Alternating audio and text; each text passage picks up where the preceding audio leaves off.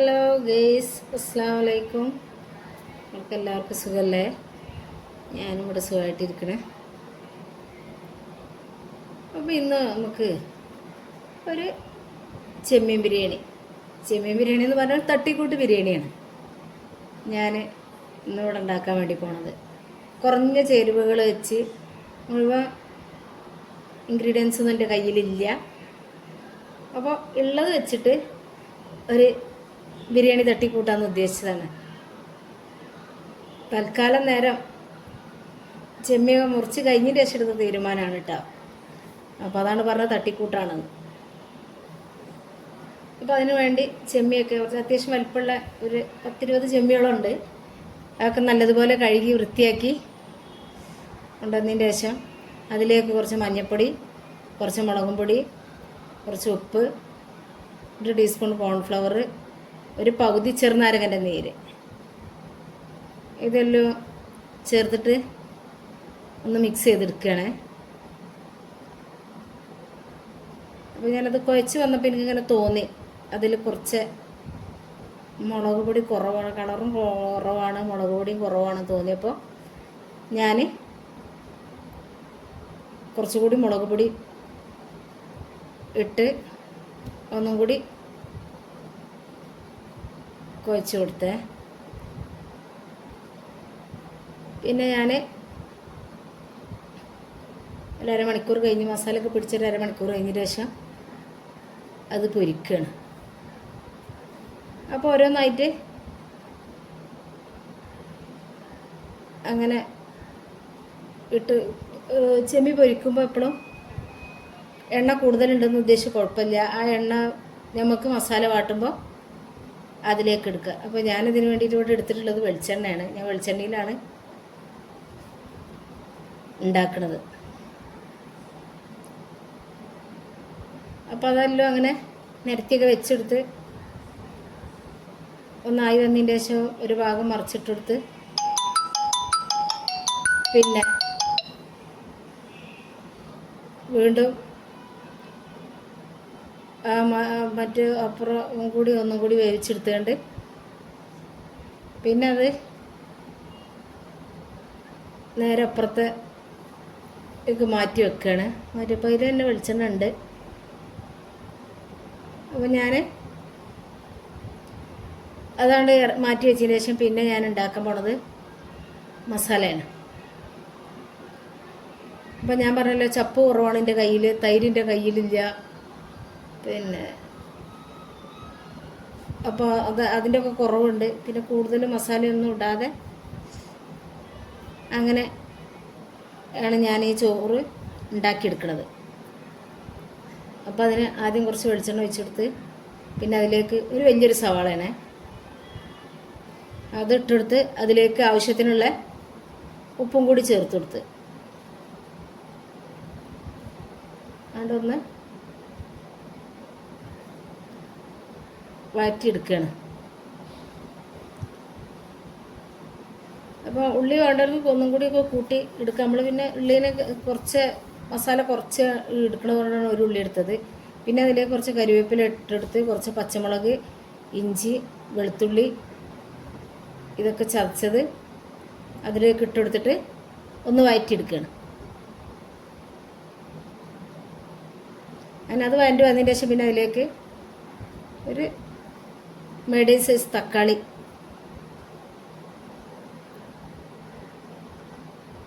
മൂന്നെണ്ണം കട്ട് ചെയ്ത് ഇട്ടെടുക്കണേ. നല്ല പഴുത്ത തക്കാളി നോക്കി എടുക്കുമ്പോൾ തൈര് കുറവായതുകൊണ്ട് ഞാൻ തക്കാളി ഒരു ഇത്തിരി കൂട്ടിയെടുത്തത്. ഇത്തിരി എന്ന് പറഞ്ഞാൽ 2 തക്കാളി ഉള്ള സ്ഥാനത്ത് 3 തക്കാളി എടുത്തത് മാത്രം. അപ്പോൾ അത് നല്ലപോലെ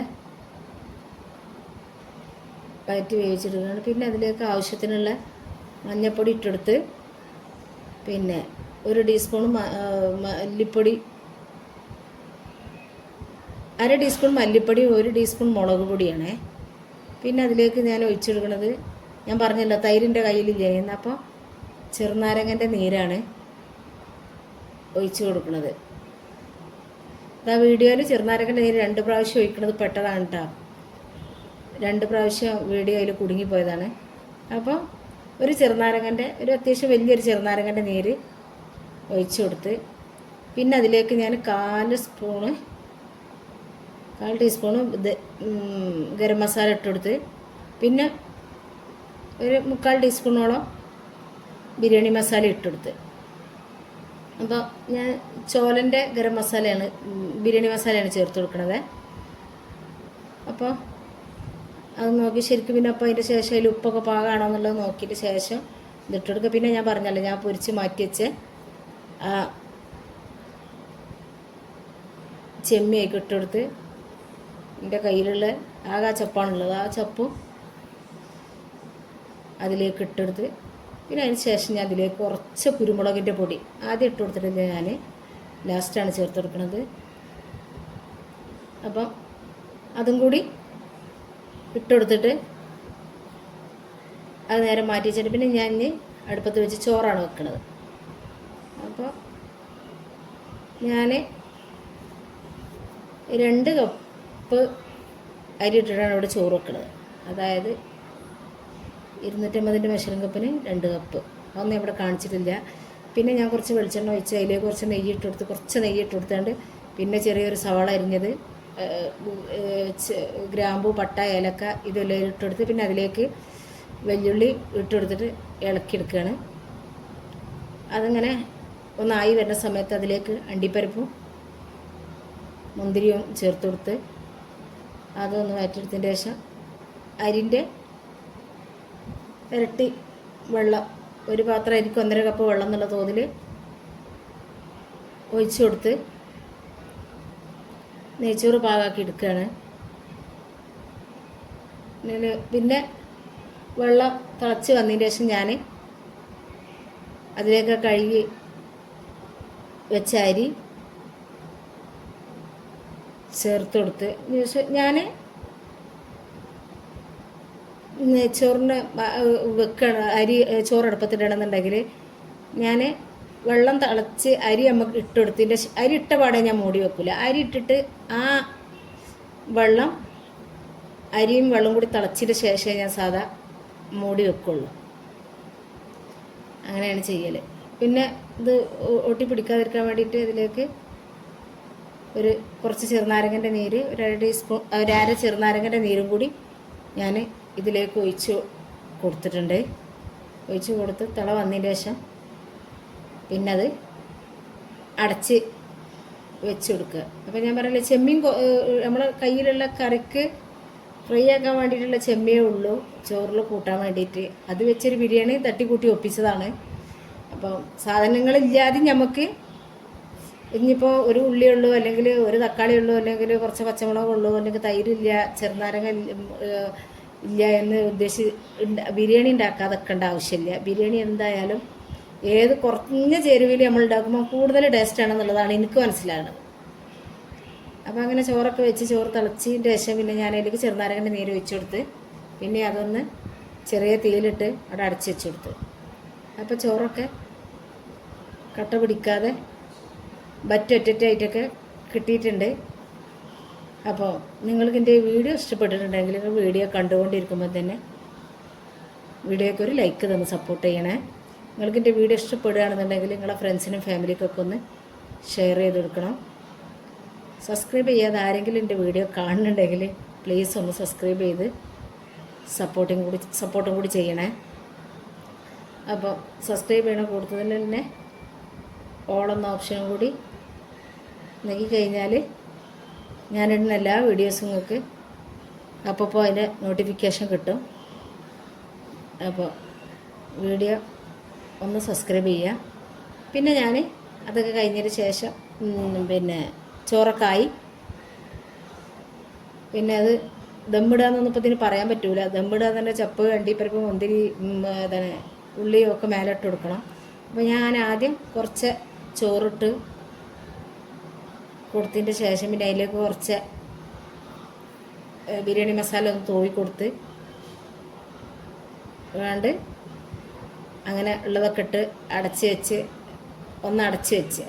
കഴിഞ്ഞതിന് ശേഷം പിന്നെ നേരിയ തീയിൽ തന്നെ നേരിയ തീയേ ഉള്ളൂ. അതിൽ സിമ്മിൽ ആക്കി വെച്ചെടുത്തതിൻ്റെ ശേഷം ഒരു 10 മിനിറ്റിന് ശേഷം ഇളക്കി എടുക്കുകയാണ്. പിന്നെ ചെമ്മീൻ ആയതുകൊണ്ട് നമുക്ക് ഉടഞ്ഞു പോകുമെന്നുള്ള പേടിയൊന്നുമില്ലല്ലോ. അപ്പം അങ്ങനെ ഞാൻ അതൊക്കെ ഇളക്കി ഒക്കെ എടുത്ത് ചോറൊന്നും ഒട്ടിപ്പിടിക്കുക അടി പിടിക്കുക ഒന്നും ചെയ്തിട്ടില്ല. നല്ല നല്ല ടേസ്റ്റ് ഉണ്ടായിരുന്നു തിന്നാൻ ചെമ്മീൻ ബിരിയാണി. ഉള്ളത് ചെമ്മീൻ ഏതാണ് 10-20 ചെമ്മീൻ ഉള്ളതെന്നുണ്ടെങ്കിലും ഉള്ളത് നല്ല വലിയ ചെമ്മീനി, അതുകൊണ്ടായിരിക്കണം ആ ടേസ്റ്റ്. അപ്പം ഇനിയിപ്പോൾ നമ്മളടുത്ത് ചെറുനാരങ്ങ ഇല്ലയെന്നുണ്ടെങ്കിൽ ആ സ്ഥാനത്തേക്ക് നമുക്ക് കുറച്ച് വിനാഗിരി വെച്ചെടുത്താലും മതി. ഇങ്ങനെയൊക്കെ ഞാനിവിടെ അങ്ങനെയൊക്കെ തട്ടിക്കൂട്ടി ഉണ്ടാക്കലുണ്ട് കേട്ടോ. അതുകൊണ്ടാണ് ഞാൻ പറഞ്ഞത്. അത് വെച്ചിട്ട് ടേസ്റ്റിനൊരു കുറവും ഉണ്ടാവലില്ല. കൂടുതൽ മസാലകളൊന്നും ഇല്ലാതെ ആക്കി അടിപൊളി ടേസ്റ്റുള്ള ചോറേനി. അപ്പോൾ നിങ്ങളും ഇങ്ങനെയൊക്കെ ഒന്ന് ഉണ്ടാക്കി പരീക്ഷിച്ച് നോക്കിയിട്ട് കമൻ്റ് അറിയിക്കുക. കമൻ്റ് വിടാൻ മറക്കരുത്. ഒരു സ്മൈൽ എന്തെങ്കിലും തന്നിട്ട് ഒരു കമൻ്റ് ഇടണേ. അപ്പോൾ ഇത്രയൊക്കെ തന്നെ എൻ്റെ വീഡിയോ ഉള്ളൂ. ഇഷ്ടപ്പെട്ടാൽ ഷെയർ ചെയ്യാനും ലൈക്ക് ചെയ്യാനും ഒന്നും മറന്നു പോകരുത്. ഓക്കെ, അസ്സലാമു അലൈക്കും.